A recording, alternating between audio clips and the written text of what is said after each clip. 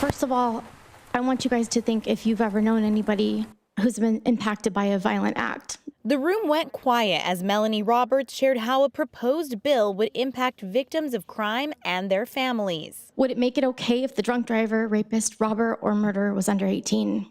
Would the victim be any less violated, traumatized, or dead? No. So if the outcome is the same for the victim, why is it different for the perpetrators? Right now, Washington's 3 strikes law can send someone to prison for life after 3 serious felonies, even if one of those happened when they were a teen.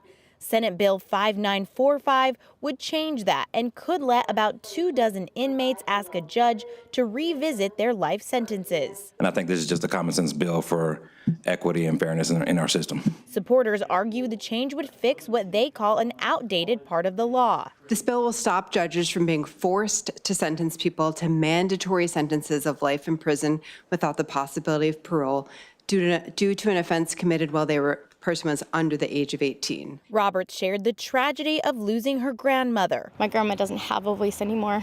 I'm her voice. The 80-year-old dog walker was carjacked and killed in Seattle in 2024.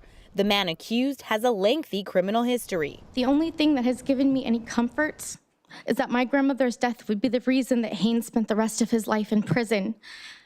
If this bill passes, that will not happen. This was a public hearing only today. No vote was taken. Lawmakers will decide later on whether this moves on. Reporting in Olympia, Bridget Chavez, King 5 News.